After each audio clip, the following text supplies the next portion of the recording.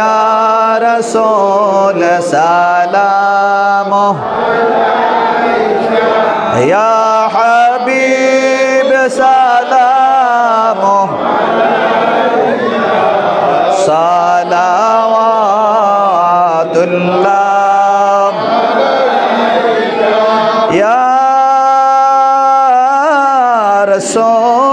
রাসূলুল্লাহ ইয়া হাবিবাল্লাহ আপনি যে হাবিব খোদা মোরা যে সবাই গুনাহগার কে আছে মোদের দেখাইবার হাসরে শাফায়াতে চায়া পনার ইয়া নবী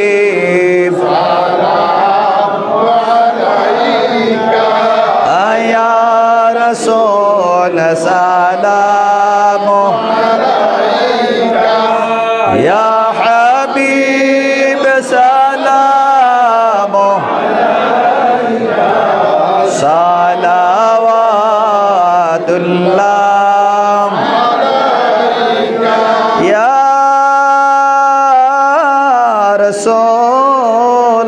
রাসূলুল্লাহ ইয়া হাবিবাল্লাহ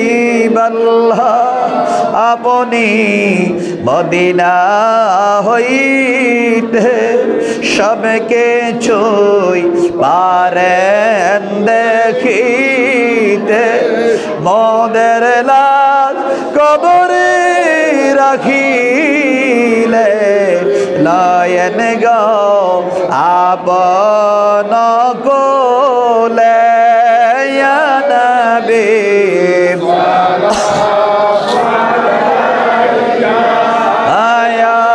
رسول سلام عليك يا حبيب سلام عليك صلوات الله عليك بلغ العلا بكماله كشف الدجى بجماله حسنت جميع خصاله صلى عليه وآله بلغ العلا بكماله كشف الدجى بجماله حسنت جميع خصاله صلى عليه وآله الصلاة والسلام عليك يا رسول الله الصلاة والسلام عليك يا حبيب الله الصلاة والسلام عليك يا شافع المذنبين الصلاة والسلام عليك يا رحمة للعالمين وآخر دعوانا عن الحمد لله رب العالمين شكرا الحمد لله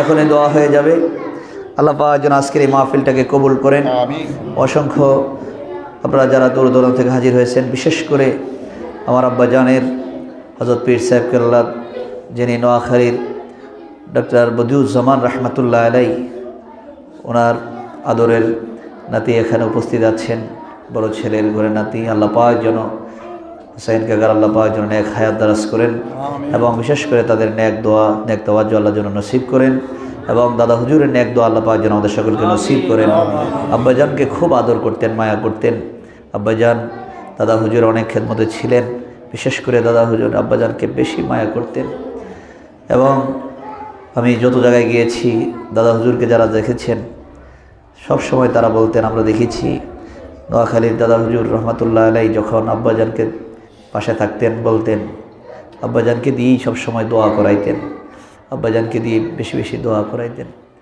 আব্বাজান দাদা হুজুরের খুব কাছের এবং একান্ত বিশিষ্ট খলিফা ছিলেন আল্লাহ পাক যেন আব্বাজানের নেক দোয়া আমাদের সকলকে নসিব করেন এবং আব্বাজানের এই প্রতিষ্ঠিত এই খানকা আল্লাহ যেন কবুল করেন আল্লাহ পাক যেন এই খানকার ওসিলায় সারা বাংলার জমিনে মদিনার জামাতের আলো পৌঁছায় দেন আমরা সকলে বলি আল্লাহুম্মা আমিন আরেকবার বলি আল্লাহুম্মা আমিন অনেকে অসুস্থ আল্লাহ পাক যেন প্রত্যেকে সুস্থতার নিয়ামত দান করেন আমার সৈয়দ মামুনুর রশিদ সাহেব দাদাভাই অসুস্থ দাদুমণি অসুস্থ আওলাদ হোসেন মোল্লা ওনার দুই ছেলে রিজবি রৌনক অসুস্থ তামান্নাপা ছোয়াগাপা এবং মুক্তাপা এবং জাবের মামা, জুবাইর মামা, অনেকেই অসুস্থ, আল্লাহ যেন প্রত্যেকে সুস্থতা নিয়ামত দান করেন, বিপদ আপদ থেকে আল্লাহ যেন হেফাজতে রাখেন।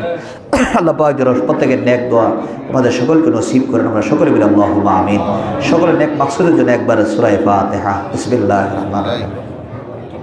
আলহামদুলিল্লাহি রাব্বিল আলামিন আর-রাহমানির রহিম মালিকি ইয়াউমিদ্দিন ইয়্যাকা না'বুদু ওয়া ইয়্যাকা নাস্তাঈন সিরাতাল মুস্তাকিম সিরাতাল লাযীনা আন'আমতা আলাইহিম গায়রিল মাগদুবি আলাইহিম ওয়ালাদ-দাল্লিন। অনেকেই আমাদের এই মাহফিলের সাথে সম্পৃক্ত থাকেন লাইভের মাধ্যমে। টিপু ভাই, মুস্তফা ভাই, টিপু ভাই আছে আমেরিকাতে, মুস্তফা ভাই দুবাইতে আছেন। সব সময় এই দরবারের সঙ্গে, বিশেষ করে আমার আব্বাজানকে অত্যন্ত আদর মায়া মহব্বত করতেন, আব্বাও তাদেরকে আদর মায়া করতেন।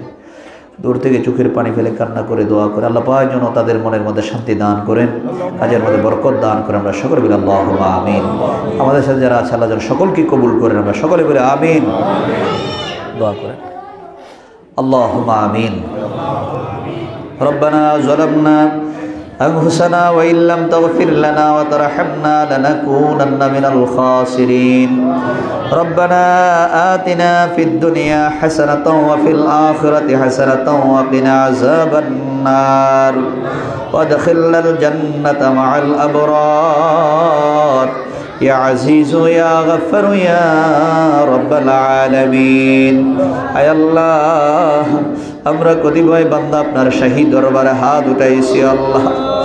আল্লাহ এই শাবান মাসে, বরকতের মাসে আল্লাহ, ঢাকার খানকায়, মদিনার জামাতের খানকায় ও আল্লাহ তোমার শাহী দরবারে হাত উঠাইলা, আমাদের সকলের জীবনের গুনাহ মাফ করিয়া দাও আল্লাহ। নফসের তাড়নায়, শয়তানের ধোঁকায়, বন্ধু বান্ধবদের সঙ্গে মিলেমিশে জীবনে যত গুনাহ করছি সমস্ত গুনার জন্য ক্ষমা চাই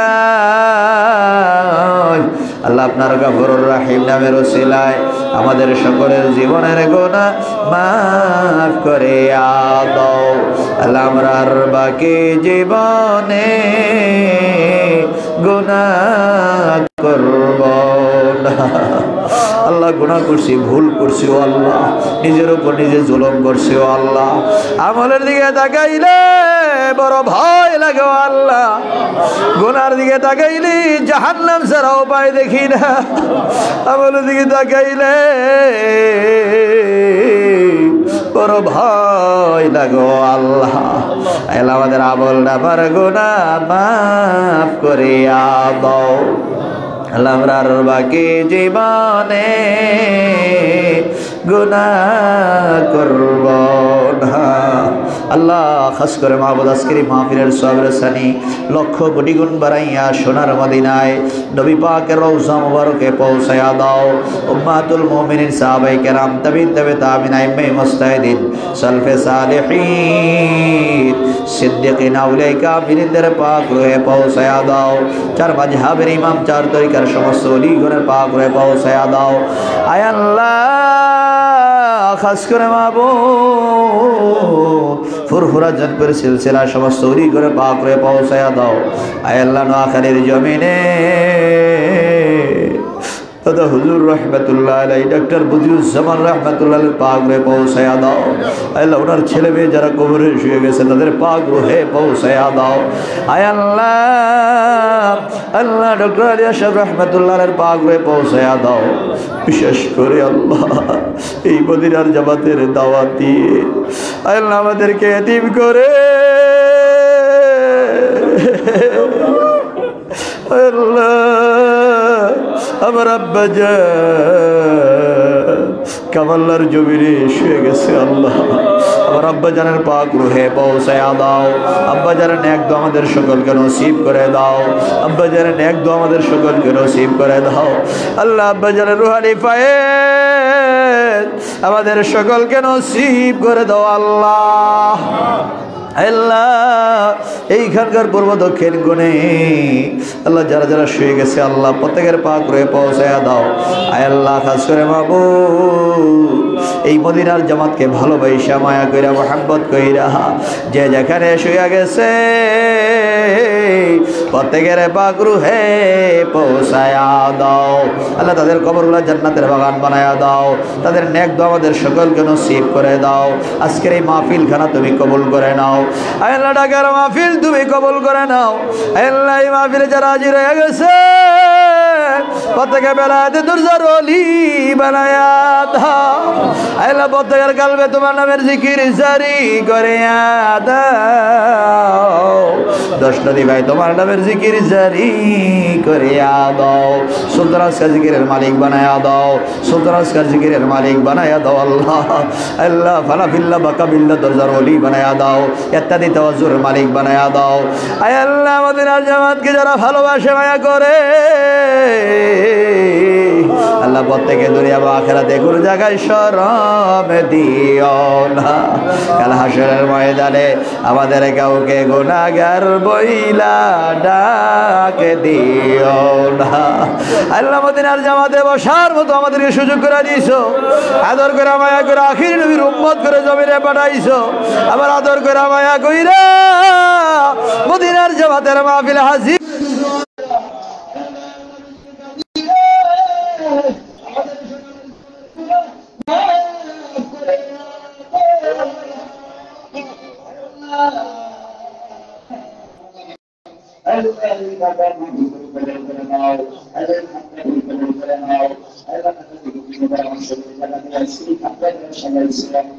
বিশেষ করে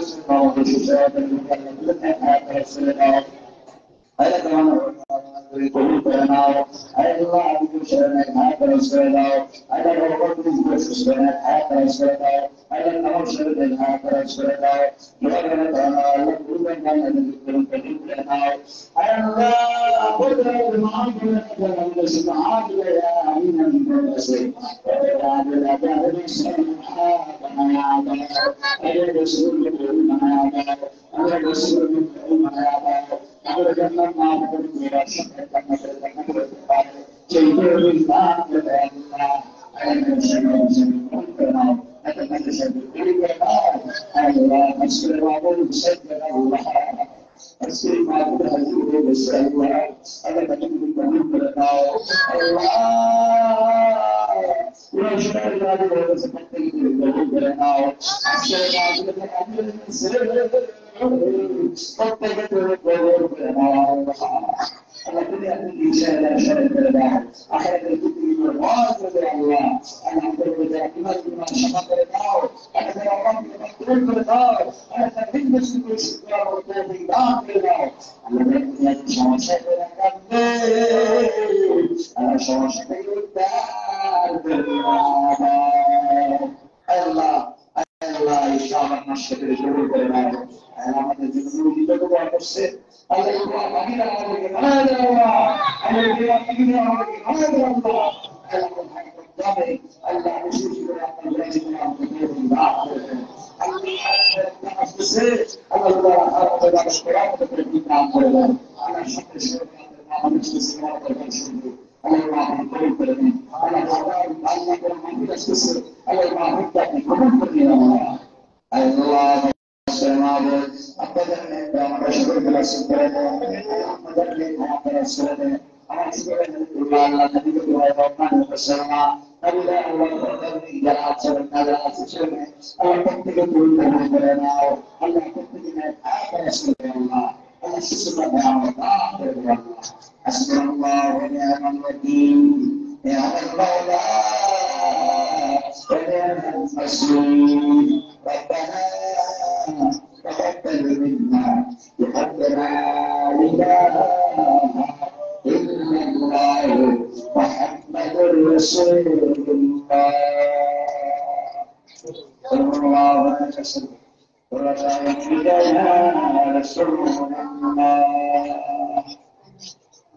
لا يشتكي العظيم السلام عليكم ورحمه الله